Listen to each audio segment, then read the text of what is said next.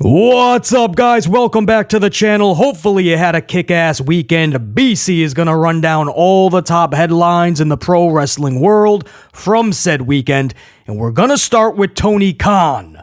The AEW Boss has been deemed by AEW, and I quote, not cleared for travel after last week's massive angle with the Elite. Thus, TK will not be present at this week's Dynamite.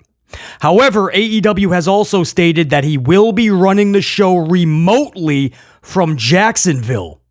Now, there's two sides to this, right? Number one, love that Tony is selling this angle more than most wrestlers sell their own storylines today. You know BC's motto, save the sea turtles and save kayfabe.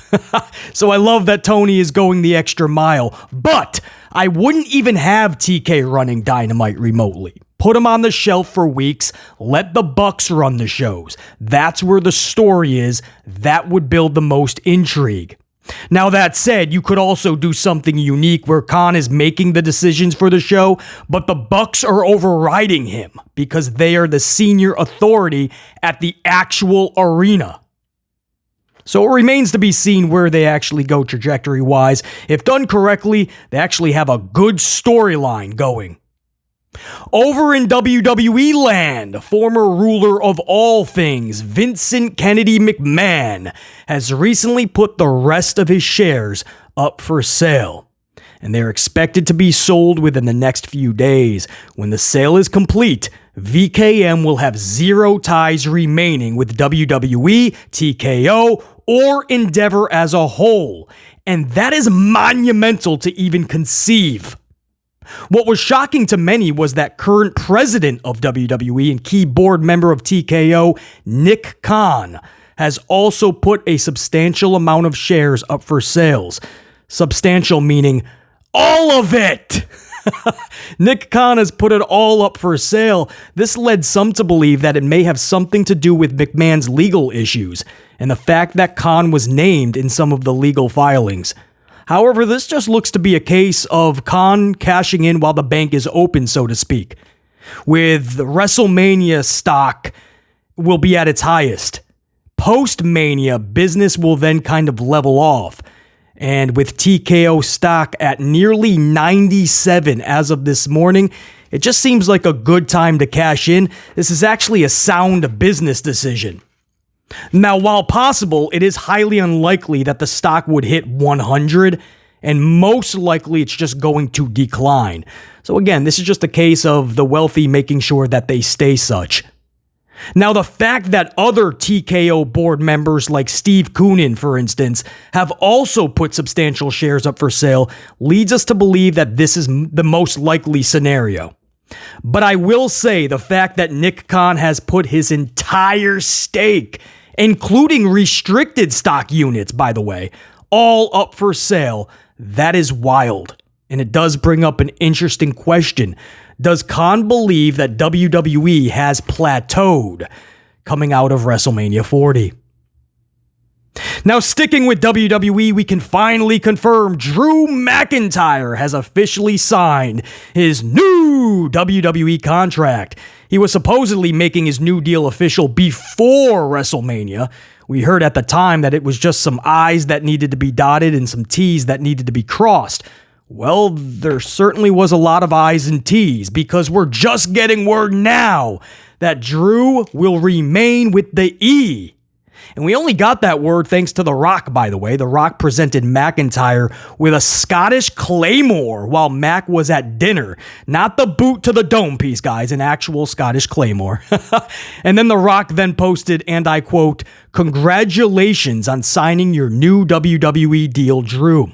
As you know, I wanted to give this to you at your meeting with Nick Khan, but I had warm cheat meals and chilled tequila waiting for me. But congrats again, brother, and cheers to hunger, passion, climbing that mountain, and always entertaining our fans." End quote. signed final boss. Rock facilitating the meeting between Nick Khan and Drew McIntyre. He truly is the final boss.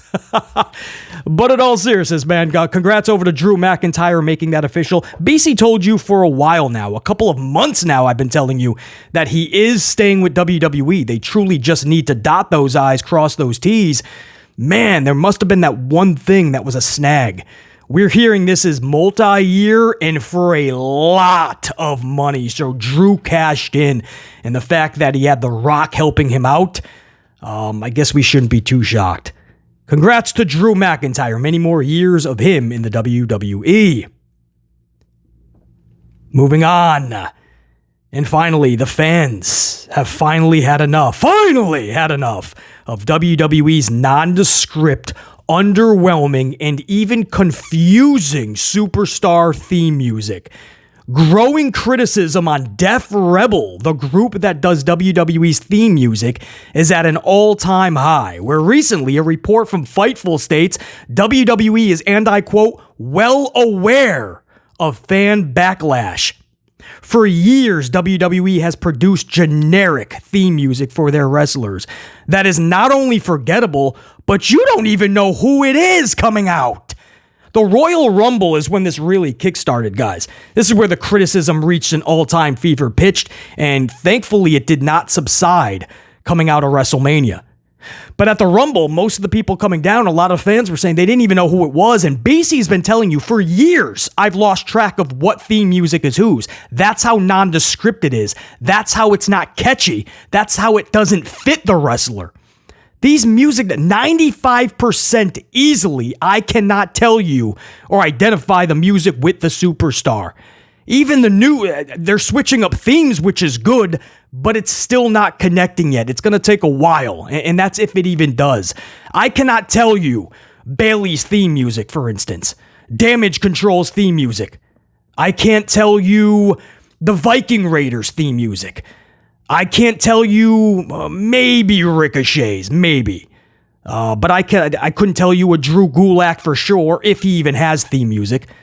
I could not tell you Johnny Gargano and Tommaso Ciampa's theme music. I cannot tell you...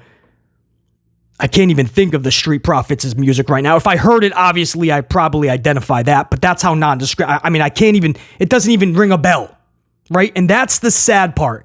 You can go down the entire roster, and 95% the music is just, there's no, as Jim Johnston would say, there's no feeling. And that's where BC says, just bring back Jim Johnston. He was the dude that did all the music for WWF/E back in the day. Jim Johnston is the clutch guy in all this. He's the dude that can rectify the situation. Just pay him a boatload of money and watch your stock go up. It's funny, too. Jim Johnston recently stated, this is a quote from Johnston, and I quote, "Music for me is all about making people feel something. That's its purpose. There's so much music out there that is so much better produced than anything I can do, but it just doesn't make you feel anything." That's Jim Johnston. You can get all the people, you can get all the top labels, the top producers that can produce generic music all you want for a cheap price, but you're not going to reach your desired goal, is basically what he's saying. Jim Johnston's responsible for Stone Cold's theme back in the day, that glass-shattering, iconic. Rock's If You Smell, The Undertaker and his iconic theme, the newer one, the Ministry of Darkness, all of that Undertaker was Johnston. Drew's Broken Dreams. Vince's No Chance In, Jericho's Break the Walls, Shane's Here Comes the Money, Brock's Next Big Thing, Kane, Kurt Angle, DX, Vader, Shamrock, APA. It's all Jim Johnston, and it all has one thing in common. It's identifiable. You hear it, you automatically connect it with the superstar. Today, I cannot even tell you what most of this music is connected to. I can't tell you who it's for. I cannot tell you who's about to come out that curtain. And if the name doesn't pop up on the LED board, I couldn't tell you who it is. And I'm so glad that it's not just BC, man. The Royal Rumble really brought that to the forefront. Who is coming out? Who? Nobody knows, because the music is not just forgettable. It's not identifiable. It is absolutely confusing to the fan. I say it all the time. Back in the day, the music would hit and you'd be on your feet already. Before the wrestler even came out of the curtain, if Hulk Hogan's theme music hit, or Ultimate Warrior, or Macho Man Randy Savage, or The Glass Shattered, or The Rocks If You Smell, or The Gong for The Undertaker, Kurt Angle's music, just the first few chords of that you knew. Jericho, APA, Shamrock, it doesn't matter. Vader. You connected it, you knew, you were already on your feet, you were already showing that emotion, you already had that feeling before the wrestler came out of the curtain. Now, you're waiting for the wrestler to come out of the curtain just to know who the theme song is for. I'm so glad that WWE is, quote, well aware of the fan backlash, and I really hope they make the needed adjustment. And by adjustment, I say, sorry, Def Rebel, it's time for Das Boot, and it is time to bring back one of the biggest returns in WWE history, and it's not even an in-ring performer. It is Jim Johnston, because he is one of the pivotal dudes in this company's history, and he's one of the pivotal components in its future. That's what I got for you guys today, man. Stay locked on the channel. It, of course, is Monday, and it's a big Monday Night Raw tonight. The second night in the WWE Draft. We all know that the first night of the draft was a complete failure. Absolute failure with 21 picks. And only 5 people actually moved. And we're talking NXT people as well. If you take them out of the equation, it was Nia Jax, Andrade, and Sheamus that moved. That was it. All the top stars, they stayed right where they were. Whether it was an LA Knight, a Randy Orton, a Seth Rollins, a Bianca Belair, it didn't matter. They all stayed right there. And when the 2 hours was said and done, nobody knew what just happened. Other than absolute nonsensical BS. It was absolutely one of those drafts where just do away with it. There's no way we can do this every single year, and it produces no results. You got people like Nia Jax being picked over people like Seth Rollins or something like that. There was the placement of it alone made no sense. Ricochet is being drafted before Seth Rollins. Like, things like that was happening. What? But just the fact that there was no real movement, or especially from nobody substantial, it was absolutely deemed a failure from top to bottom, start to finish, beginning to end in the wrestling community, and it's absolutely justified. So, subbed up and notified. BC's chance to say thank you to my Gold Standard channel members. That'll be later this afternoon. A big Raw preview, a lot to go over in this draft. Man, what happened on Friday cannot happen again tonight, so most likely a little bit of a rant for later's live stream. But such is, man, we cannot have what happened Friday happen again tonight. So we'll talk all about it live in just a little bit. Till next time, there will be that next time. BC in the unit saying check you. Peace.